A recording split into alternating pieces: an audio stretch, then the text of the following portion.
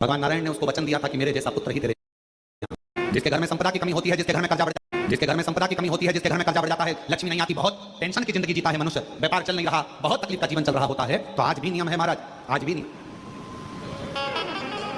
कि सोमवार शुक्रवार ये 2 बार ऐसे हैं, इन 2 बार को यदि कटोरी में थोड़ा सा शहद रखकर, मधु रखकर यदि लक्ष्मी जी का स्मरण किया जाए और माता लक्ष्मी जी का स्मरण कर एक लाल पुष्प उस कटोरी के सम्मुख में माता लक्ष्मी का नाम लेकर रखा जाए और बाद में वही शहद, वही मधु और वही पुष्प सोमवार का दिन और शुक्रवार के दिन लक्ष्मी का पूजन कर स्मरण कर दूसरे दिन शुक्रवार के दिन पूजन करें, शनिवार के दिन उस मधु का, उस पुष्प का विसर्जन करें, सोमवार के दिन पूजन करें लक्ष्मी जी का स्मरण कर और शुक्रवार को यदि आप मधु का भोग लक्ष्मी जी को लगाना प्रारंभ कर दें, शिव का नाम स्मरण कर तो उसके घर में कभी संपदा की कमी नहीं होती, लक्ष्मी उस संपदा को बढ़ाती है। और हम तो यहां तक कहेंगे, प्रयास करो, अगर आपके घर में छोटा सा शिवलिंग विराजमान है, आपके घर में अगर छोटा सा शंकर जी का शिवलिंग है, छोटा सा शंकर भगवान का शिवलिंग है, या आपके घर में कुबेरेश्वर धाम का कंकर है और आपके घर में यदि शंकर भगवान का शिवलिंग है या सीहोर का रुद्राक्ष हो या शंकर भगवान का शिवलिंग हो या कंकर शंकर हो, तो निवेदन है जहां पर भी शिवलिंग आपके घर में विराजमान है, अगर छोटी सी कटोरी में एक बेलपत्र को आप नीचे रखिए, छोटी सी कटोरी उस बेलपत्र के ऊपर रखकर उसमें थोड़ा सा मधु शहद शंकर भगवान की साक्षी में शिव जी के सामने अगर शुक्रवार की शुक्रवार रखना प्रारंभ कर दो, धीरे धीरे संपदा की वृद्धि अपने आप होना प्रारंभ होगा।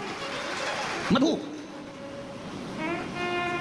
देवी भागवत का यह प्रसंग है, छठे स्कंद का 16वां और 17वां अध्याय देवी भागवत का वर्णन करता है। मां लक्ष्मी पृथ्वी पर आ गई, रात्रि को देखा कहीं स्थान नहीं है, बूढ़ी के स्थान पर, बूढ़ी के दरवाजे पर जाकर विनय करी, शहद मधु पाने को मिला, वर दे दिया, मैं तुझे वर देती हूं, तेरे घर में कभी संपदा की कमी नहीं आई, तूने मुझे मधु दिया, तूने मुझे शहद दिया। 56 भोग दीपावली के दिन माता लक्ष्मी को लोग लगाते हैं, ढेरों सारा गुजिया, पपड़िया, बर्फी, चक्की, मठरी, खाजे, पपड़िया सब लक्ष्मी जी को भोग लगाते हैं, पर यदि एक पान के पत्ते पर भी एक बूंद अगर शहद का दीपावली के दिन अगर रात्रि को भी लक्ष्मी को भोग लगा दिया जाए तो कभी संपदा कम नहीं, कभी संपदा। एक बूंद मधु का, शहद का यदि सामने रखा जाए लक्ष्मी जी के, भोग लगाया जाए तो संपदा की कमी नहीं आ सकती, क्योंकि मां वर देती है। दूसरा दिन हुआ माता लक्ष्मी अश्वी की घोड़ी की योनि प्राप्त कर, अश्वी की, क्या करूं, अश्वी की योनि पाकर लक्ष्मी जी को लगा कि मैं कहां जाऊं, कहां जाऊं। तब मां पहले गंगा जी के तट पर गई, फिर यमुना जी के तट पर गई, आखिरी में मां एक सुंदर शिवालय था, शंकर भगवान का एक शिवलिंग पाषाण का रखा हुआ था, ऊपर कोई छत नहीं थी, कोई स्थान पूरा खाली था, केवल एक शिवलिंग जैसी आकृति माता लक्ष्मी जो अश्वी की योनि, घोड़ी की जो योनि लिए हुए थी, उन्होंने सामने बिल्कुल कोई छत नहीं, केवल एक कंकर से सा शंकर रखा हुआ है, एक शिवलिंग रखा था और वहां माता लक्ष्मी घोड़ी की योनि पाकर, अश्वी की योनि पाकर उस शिवलिंग के सामने बैठ गई। तब साधना, 1000 वर्ष की साधना माता लक्ष्मी ने केवल उस शिवलिंग के सामने करी। कितने वर्ष? एक। और श्री शिवाय नमस्तु, श्री शिवाय नमस्तु, श्री शिवाय नमस्तु, श्री शिवाय नमस्तु। 1000 वर्ष तक माता लक्ष्मी अश्वी की योनि पाकर, घोड़ी की योनि पाकर शंकर जी की आराधना कर रही। क्यों? क्योंकि लक्ष्मी जी को मालूम है घोड़ी की योनि से अगर कोई मुक्त कर सकता है, पशु की योनि से भी अगर कोई मुक्त कर सकता है, और पशु की योनि से भी अगर कोई छुड़ा सकता है, पक्षी की योनि से कोई छुड़ा सकता है, मानव की योनि से भी अगर कोई छुड़ा सकता है, और बीमारी से, दुख से, तकलीफ से, कष्ट से अगर कोई छुड़ा सकता है, तो केवल एक देवाधिदेव महादेव छुड़ा सकता है, केवल एक शिव छुड़ा सकता है। लेकिन तब में 1000 वर्ष तक लक्ष्मी जी अश्वी की योनि धारण कर, घोड़ी की योनि धारण कर लक्ष्मी जी शंकर के शिवलिंग के सामने बैठी, तब साधना कर। जिसने शिव को जाना, भगवान शंकर को जो पहचान गया, जान गया, उसकी जिंदगी सवर गई। लक्ष्मी जी 1000 वर्ष तक अश्वी की योनि धारण कर भगवान देवाधिदेव महादेव को पुकार की। तब भगवान शंकर प्रसन्न हो, क्योंकि शिव जी का एक नाम पशुपति नाथ है। अब दुनिया के लोगों को समझना चाहिए ना ये बात, उसको कोई ऐसा देवता नहीं है जिसको पशुओं का नाथ कहा जाए, पर मेरे शंकर भगवान को पशुओं का नाथ भी कहा जाता है कि पशु भी अनाथ नहीं है, उसका भी नाथ है। अब दुनिया के लोगों को यह समझना चाहिए ना कि जब वो पशुओं का भी नाथ है, पक्षियों का भी नाथ है, श्रम्भेश्वर नाथ, जब वो दुनिया के लोगों के लिए विश्वनाथ है, तो वो दुनिया के चाहे पशु हो, पक्षी हो, जलचर हो, थलचर हो, जीव हो, जंतु हो, उनका कल्याण तो वही करेगा ना, कोई दूसरा तो कर ही नहीं सकता। कितना भी दुनिया के लोग शिव जी के एक लोटे जल का विरोध कर लें, चाहे दुनिया के लोग श्री शिवाय नमस्तुभ्यम का विरोध कर लें, चाहे दुनिया के लोग शिव महापुराण का विरोध कर लें, चाहे दुनिया के लोग भगवान शंकर की बेलपत्र जल या भगवान शंकर के उपायों का कितना भी विरोध कर लें, और यह विश्वास करता है कि यह कितना भी विरोध करे, पर इनसे निवेदन है कि जिंदगी में जब तुम्हारे दुख आए ना, एक बार एक लोटा जल लेकर शंकर के मंदिर पहुंच जाना, तुम्हारा भी दुख कटना चाहिए, कटेगा। आप शिव पर कितना भरोसा करते हो, ये आपके विश्वास पर टिका हुआ। लक्ष्मी जी ने पुकारा, शिव जी को मंत्र उच्चारण किया, नाम लेकर बाबा का, तब साधना एक अश्वी के रूप में, एक घोड़ी के रूप में रहकर भी मां लक्ष्मी शिव जी को पुकार रही। सबका किया है मेरा भी उद्धार कीजिए, उद्धार कीजिए। भगवान शंकर प्रसन्न हो गए। शिव तो पशुपति नाथ है, विश्वनाथ है, जो पुकारता है उसके सामने प्रकट होता है, जो पुकार। दिखाए, लक्ष्मी जी को दिखा। शिव जी ने कहा तुम्हारे पति के श्राप द्वारा तुम्हें यह घोड़ी का जन्म मिला है, क्या चाहिए मांगो। मेरे पति ने कहा है कि मुझे संतान की प्राप्ति होगी, एक पुत्र होगा, तब मैं पुनः वैकुंठ जाऊंगी, पर मेरा निवेदन है अगर मैं अश्वी बनी हूं, घोड़ी बनी हूं, तो मुझे संतान के लिए तो मेरे नारायण की जरूरत पड़ेगी। संतान के लिए तो मुझे मेरा नारायण चाहिए ना, मुझे मेरा भगवान विष्णु चाहिए, नारायण चाहिए। जीबीएस एक बीमारी होती है, डॉक्टर के हिसाब से व्यक्ति जिंदगी में कभी चल नहीं पाता, बोल नहीं पाता, बैठ नहीं पाता, हाथ पैर काम नहीं करते। 2 साल से पलंग पर थी, आज बाबा की कृपा से चलकर आई है। एक बार जोरदार ताली बजाएं। उस पर किया भरोसा, कभी छूटता नहीं। लक्ष्मी जी, और आप भी बाबा से बस यही विनय करो, सबका किया है मेरा उद्धार कीजिए, हे त्रिपुंडधारी, हे त्रिशूलधारी, हे त्रिपुंडधारी, हे त्रिशूलधारी। एक विश्वास, एक भरोसा, एक दृढ़ता, शिव के करीब लेकर भगवान कितना। लक्ष्मी जी ने कहा कि मेरे पति ने कहा है कि मुझे संतान हो, पर मेरा निवेदन भोले बाबा आपसे है कि मुझे संतान के लिए मेरे नारायण को आना पड़ेगा। अब ईमानदारी से बोलो, लक्ष्मी जी बनी है अश्वी, लक्ष्मी जी बनी है घोड़ी, और संतान की प्राप्ति होना है तो भगवान नारायण को भी तो अश्व बनना पड़ेगा, भगवान नारायण को भी तो घोड़ा बनना पड़ेगा। और उनको अश्व कौन बना सकता, कौन बनाए, कौन उनको अश्व बनाएगा। अश्वी बनी, घोड़ी बनी मां लक्ष्मी जी ने भगवान शंकर जी से कहा आपके सिवाय नारायण किसका कहना नहीं मानेंगे, और आप जो कर सकते हैं वो दुनिया में कोई नहीं कर सकता। कोई भाग्य लिखना विधाता का काम है, देवादिदेव महादेव का काम है। आपकी जब गर्जना होती है, आपका जब डमरू बजता है, आप जब अपनी जब आप कृपा करते हो तो नारायण भी आपका कहना मानते हैं। आप करो गर्जना। सबका किया है उद्धार कीजिए, उद्धार कीजिए, हे त्रिशूलधारी, हे त्रिशूलधारी। आप कृपा करो। भगवान शिव ने कहा तुम चिंता मत करो, आएंगे नारायण, संतान होगी, पर भगवान को तो घोड़ा बनना पड़ेगा, अश्व बनना पड़ेगा। शिव जी कहते हैं क्यों चिंता करती हो, आपने मेरी आराधना करी है ना लक्ष्मी, क्यों चिंता कर। लक्ष्मी जी बोली मैं आपके एहसान को कभी नहीं भुला सकती। कितना धन्यवाद दूं मैं शंकर भगवान आपका, कितना, जो दुनिया कोई नहीं दे सकी। सबने धित्कारा, सबने ठुकराया, सबने अपशब्द कहे, और मेरे शंकर भगवान आपने मुझे अपना लिया। मेरे शिव जी आपने मुझे संभाल लिया। लोग तो कहते थे कि मैं कभी आगे नहीं बढ़ सकती, मैं कभी आगे नहीं बढ़ सकता, लोग कहते थे मैं कभी उन्नति की सीढ़ी पर नहीं चढ़ सकता, छोटा सा व्यापार में कैसे 4 चांद लगेंगे, पर मेरे शंकर भगवान आपने तो मेरा हाथ पकड़कर मेरी कश्ती को पार लगा दिया। शिव जी ने करुणा करी, भगवान शंकर ने उसी समय वर दे दिया, लक्ष्मी मैं तुझे वर देता हूं, नारायण आएंगे, संतान भी होगी, और संतान होने के बाद तू वैकुंठ का वापस निवास करेगी। लक्ष्मी जी ने कहा मैं वैकुंठ का निवास तो करूंगी, पर मैं भी एक वचन देती हूं भोले बाबा, जो सोमवार के दिन तुम्हारे शिवालय में 1 लोटा जल लेकर आएगा, उसका लोटा शिवालय से कभी खाली नहीं जाएगा। मैं खुद जाऊंगा, मैं खुद शिवालय से उसके कलश में वो तो जल चढ़ाएगा, वो जल चढ़ाएगा, और मैं उसका कल बदल दूंगी। उस लोटे में खाली नहीं, मैं खुद उस पात्र में बैठकर उस शिव भक्त के घर जाऊंगी, और लोगों को लगेगा कि जल नहीं, मैं उसका कल बदल कर आऊंगी। स्वयं कल बदलने के साथ वचन देते शंकर भगवान नारायण भगवान के पास में सूचना भेजे, जाओ तुम रुका, नारद जी से कहो कि नारायण आए। शिव जी के पास में नारायण आए। नारायण ने पूछा देवादिदेव महादेव से मेरे लिए क्या आज्ञा। शंकर भगवान ने कहा आपने मेरी कथा का वाचन किया। लक्ष्मी जी ने नहीं सुना, उनका ध्यान भटक गया घोड़े को देखने में, एक अश्व को देखने में लक्ष्मी जी का ध्यान भटक गया। भले लक्ष्मी का ध्यान भटका, पर आपने तो कथा कही, आपने तो कथा कही। 4 लोग कथा सुने, चाहे 40,000 लोग कथा सुने, वक्ता का एक नियम होना चाहिए कि आप कथा 4 लोगों को नहीं, 40,000 लोगों को नहीं, आप शंकर और पार्वती को कथा श्रवण करा रहे हो तो वो कथा सफलता धारण करती है। जिस कथा को श्रवण करने के लिए 12-12, 15-15, 20-20 लाख लोग कथा के पंडाल में पहुंचते हैं, और इस व्यासपीठ पर कुबेरेश्वर बाबा की धरा से ऑनलाइन कथा होती है, तो लोग कहते हैं ऑनलाइन कथा हो रही है। ऑनलाइन नहीं हो रही है, घरों में बैठकर, दुकानों पर बैठकर, जब मेरे शंकर भगवान को कुबेरेश्वर बाबा को भंडार बनना होता है, तो वो ऑनलाइन कथा के माध्यम से सबके घरों में प्रवेश कर उनके घर में भंडार भर देता है। प्रवेश कर लोग कहते हैं शुक्राण की कथा आ रही है ऑनलाइन, कुबेरेश्वर धाम से आ रही है, टीवी चालू करो, हम करें, टीवी चालू करते हो और कुबेरेश्वर धाम की ऑनलाइन कथा को आप सुनते हो, आपको लगता है केवल कथा है ना। टीवी चालू कर, मोबाइल चालू कर, आप कुबेरेश्वर बाबा को अपने घर का एड्रेस बताते हो, और मेरा कुबेर भंडारी आपका भंडार भरने के लिए। A farmer knows the ins and outs of her land. But what about? एक पात्र में जल और दूध ले लीजिए, शुक्रवार का दिन। तो कहोगे गुरुजी ये कथा कहां से निकाल के लाए हो? तो विष्णु पुराण में से आप उसको स्मरण कर सकते हो। काय में से? विष्णु पुराण में से। एक पात्र में देसी गाय का दूध, जल उसमें रखकर, और आपके अगर लड्डू गोपाल हो, यदि आपके घर में ठाकुर जी हो, लड्डू गोपाल हो, विष्णु जी का कोई स्वरूप हो, श्री हरि का कोई स्वरूप हो, तो उस पर शुक्रवार के दिन आप संध्या के समय पर दुर्वा डालकर उस दुर्वा से अगर लक्ष्मी जी के नामों का 108 बार उच्चारण कर कर घी का दिया लगाकर कैसर के चावल साथ में रखकर केवल उस जल का और दूध का मात्र छींटा देते हो तो उसके घर में कभी लक्ष्मी की कमी नहीं आ सकती, संपदा बढ़ती चली जाती है। 108 बार लक्ष्मी के नाम का मात्र उच्चारण कर लेने पर भगवान विष्णु के चरणारविंद पर, भगवान विष्णु के चरणों पर केवल उस दुर्वा का जल का दूध का सिंचन कर देने से भी लक्ष्मी की वृद्धि होती है। लक्ष्मी देती है, दुर्वा बढ़ती है। और दुर्वा का एक बहुत सुंदर गुण है महाराज, बहुत सुंदर गुण है दुर्वा का।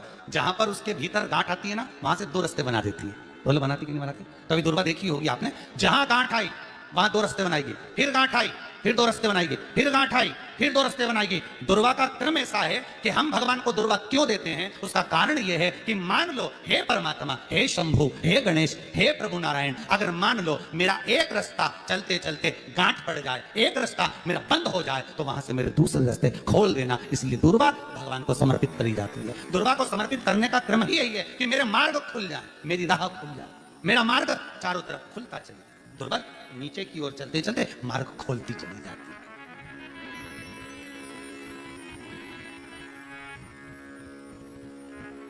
अमृत है ये, इसलिए नष्ट नहीं होती। तोड़ के रख लेना, प्रैक्टिकल करके जरूर देखना, सीवर वाला महाराज कहीं झूठ तो नहीं बोल रही है। तोड़ कर रखो दुर्वा को, बोरी में भर कर रखो। 4 साल 6 महीने 8 महीने बाद सूख जाए, बेकार हो जाए, उसके बाद भी उसको खेत में बगीचे में कहीं ले जाकर पटक देना, 8-15 दिन पानी देना, देखो फिर वापस वही हरी की हरी होना, वही कहीं ना कहीं से स्फुटित होते फिर आगे बढ़ना चालू कर देगी। उसका तत्व है अमृत, वो अमर है, मरती नहीं, फिर चालू हो जाती। शिव कहते हैं यही अमरता है, यही अमरता है कि दुख आया तो मरने की नहीं सोचना, तकलीफ आई, कष्ट आया, रोग आया, बीमारी आई, थोड़ा सा तकलीफ आ गई, थोड़ी बीमारी आ गई, थोड़ा दुख आ गया, तो ये मत सोचना मैं मरना है, नहीं नहीं नहीं, अभी तो और जीना है।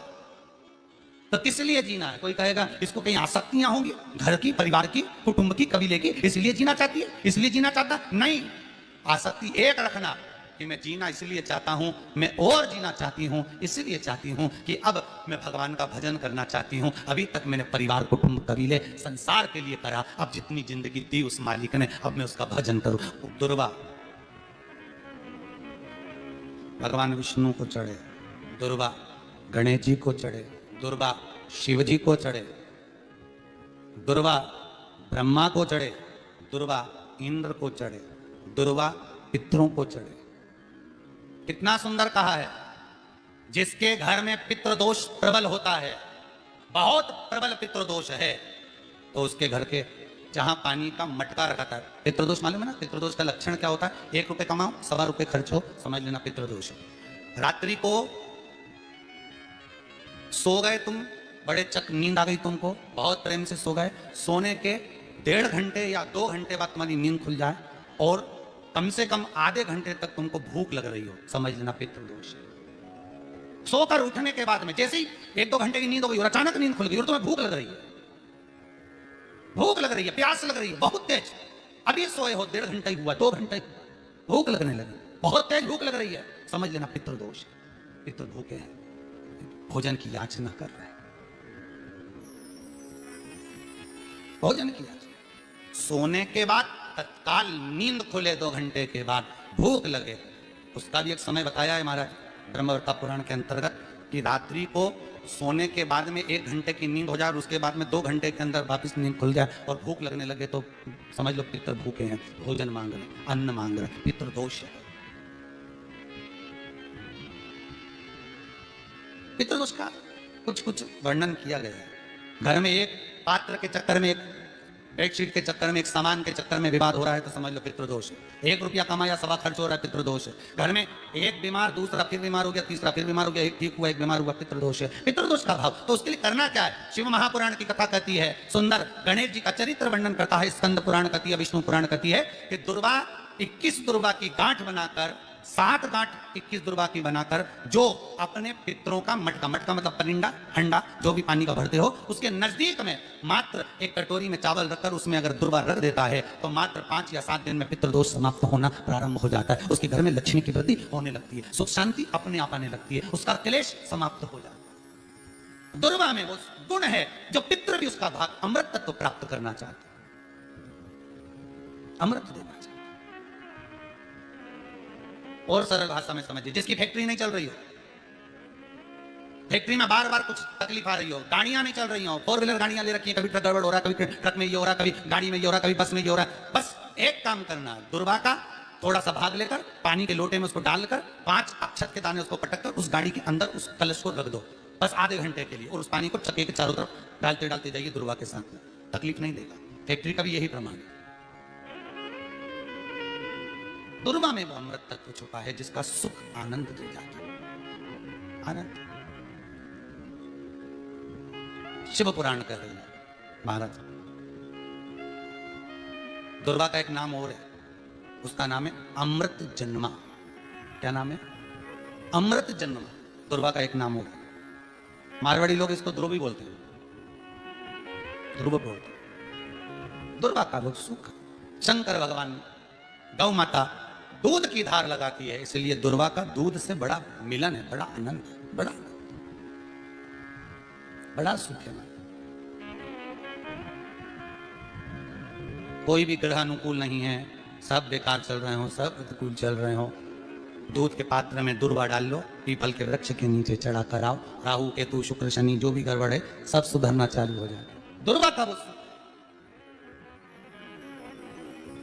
जिस नदी में स्नान करो, तीर्थ में जाकर उस नदी के पास में कोई बगीचा लगा हो, वहां की दुर्वा को तोड़कर स्नान करते समय नदी में मात्र विसर्जन कर देने पर पितरों को पिंड पहुंच जाता है।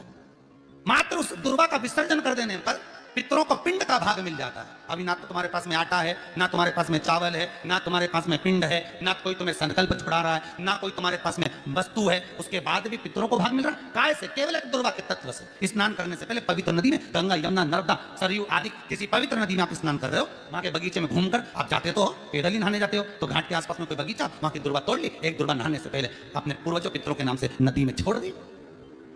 फूल तो छोड़ते ही हो, दिया भी छोड़ते हो, बस एक ही चीज नहीं छोड़ते, वो दुर्वा। और वो ही काम की,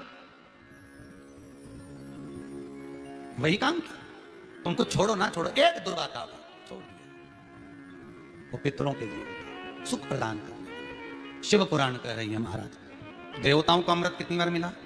एक बार। दुर्वा को अमृत कितनी बार मिला? जम के बोलिए, 5 बार। कार्य सिद्धि के लिए 5 दुर्वा गणेश जी को चढ़ाई जाती है, आज भी नियम।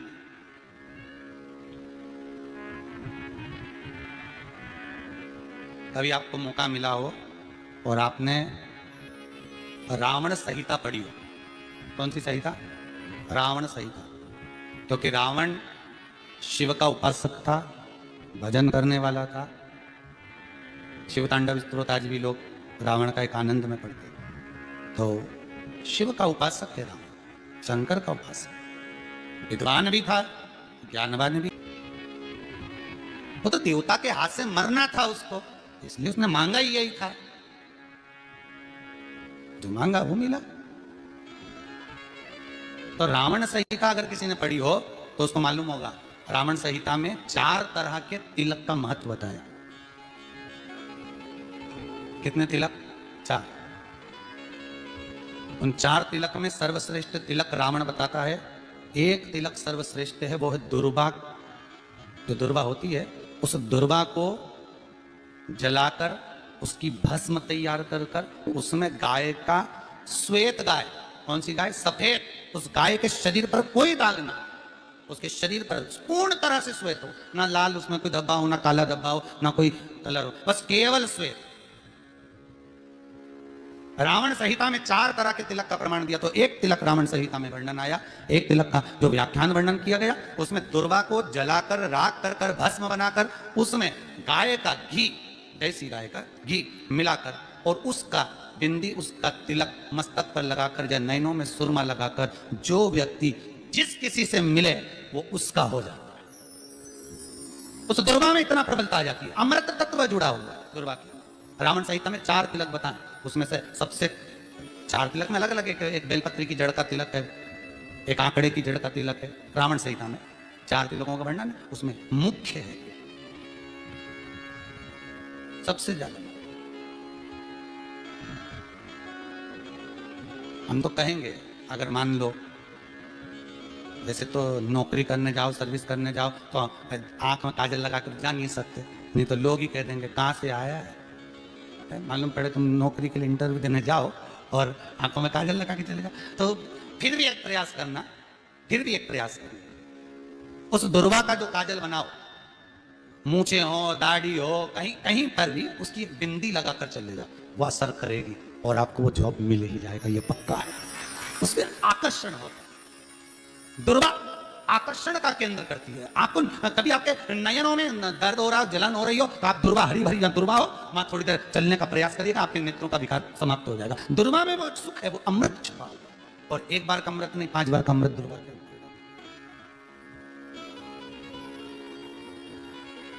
कौन से देवता हैं जिनके ऊपर दुर्वा का जल दूध में मिला हुआ छीटा जाए, श्वेत गाय के? देखो दूध का प्रमाण बार बार दुर्वा के साथ आया, उसका कारण क्या है? क्या कारण हो सकता है उसका? उसका एक कारण है, समुद्र मंथन के समय पर सबसे पहले कुछ निकला था, तो समुद्र मंथन में सबसे पहले निकली थी गौ माता, निकली थी। क्या निकली थी? गाय। सबसे पहले निकली थी गाय। और कितनी गाय निकली थी? 5। पहली नंदा, दूसरी सुभद्रा, तीसरी सुरभि, चौथी सुशीला, 5वीं बहुला। ये 5 गाय समुद्र मंथन में निकली। अब समुद्र मंथन में जब गौ माता निकली तो सारे 33 कोटि देवता मंथन में जो लगे हुए थे, उन मंथन को करते करते देवता थक चुके थे, सारे देवता थक चुके थे। बहुला सुरभि और सुशीला से बोली, सुभद्रा से बोली, नंदा से बोली, अपना काम है, एक काम करो, अपन आप रूप दूध की धार बहाना प्रारंभ करो, अपने आप दूध की धार हम मृत्युलोक में हम भेजें इन देवताओं के लिए, तो देवताओं को अमृत तत्व मिलेगा, आनंद होगा।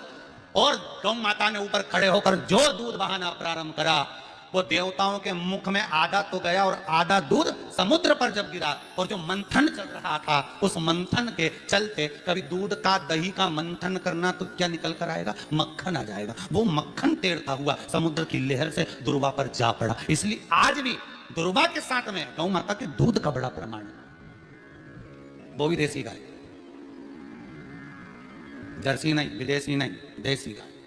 और देसी गाय का दूध का बड़ा बड़ा प्रमाण है। हम कई बार कथाओं में कहते हैं, जैसा खाया अन्न, बोलते जाओ, वैसा हो गया मन, जैसा पिया पानी वैसी हो गई वाणी, और जैसा पिया दूध वैसी बन गई बुद्धि। बुद्धि कैसे बनी है? दूध से बनी। डब्बे का दूध पियोगे तो डब्बे हो जाओगे, थैली का दूध पियोगे तो थैली,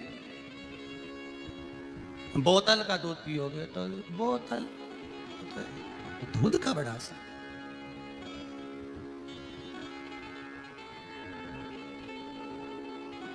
गौ माता के दूध का कहा, एक पात्र में जल और दूध ले लीजिए, शुक्रवार का दिन। तो कहोगे गुरुजी ये कथा कहां से निकाल के लाए हो? तो विष्णु पुराण में से आप उसको स्मरण कर सकते हो। काय में से? विष्णु पुराण में से।